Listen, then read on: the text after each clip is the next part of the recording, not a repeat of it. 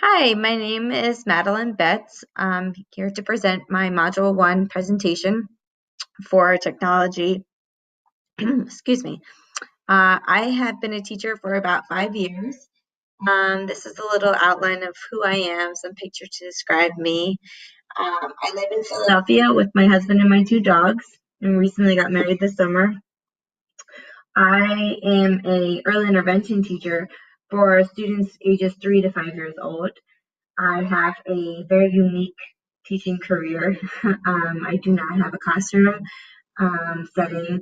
I do a lot of traveling throughout the day. I see students specifically in their typical preschools, schools, or whatever setting fits their needs.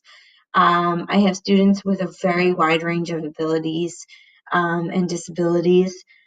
Um, I have experience in both general and special education settings. I worked in an elementary school for about a year. I did that in class support.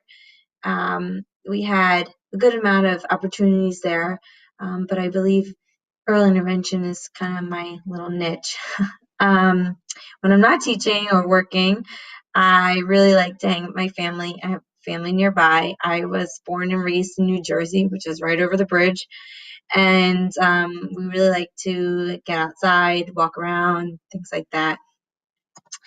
I believe technology is becoming more crucial for our students and our generations. Technology really allows for more creativity in and out of the classroom. Teachers are able to use technology to support a wide range of students and all their abilities.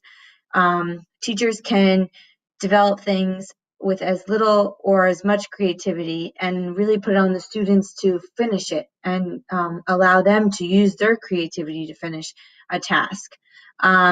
Technology allows for task activities, tests, quizzes, things like that to be adapted to fit everyone's needs, and provides more instant feedback for students that need it.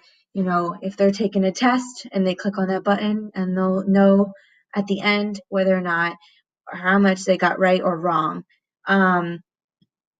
Technology really introduces and supports independence. It builds independence in the students to be able to do things on their own, complete a task, personal responsibility, things like that. Another way technology is good for the classroom and other learning environments is for the teachers. It allows us to organize more, to be efficient in our organization, less papers, less filing, more things on the computer or on a tablet, more accessible when we need it. If we're in a meeting, it's easy to have that in front of us to support a child or support a decision in a classroom. Technology also provides students with more current and new information. Many times they're using textbooks that may be a couple years old, and things have changed. And some schools might not have the money or funding to have the newest model of textbooks or books and things like that. So, really feel like if children and students have the opportunity to get on, look at things, they're being presented with more recent, current information. Unfortunately, I think that I do not use as much technology as I wish. In my field, it's a little more difficult. I have had experience with smart boards and things like that in the classroom, which have been wonderful. I think it's very helpful. My day-to-day technology is an iPad. The iPad can be used for 100 different reasons. I specifically use it for collecting data more efficiently on students and their IEP goals. It's very quick for me just to have a small iPad next to me while I'm working with a student. iPads are used for timers. A lot of my students need a little gentle reminder when they have 1 or 5 minutes left to do something or until something changes. I use some kid-friendly apps things that are very accessible for my students that they can access on their own and participate in them. And I use it also for contacting families and parents, sending quick emails, taking pictures, sending them things like that. It's much easier. On the other side, a lot of my students use the iPads to support them with communication. I have many students that are nonverbal or have a hard time understanding, and we use the iPad to allow them to communicate in short phrases.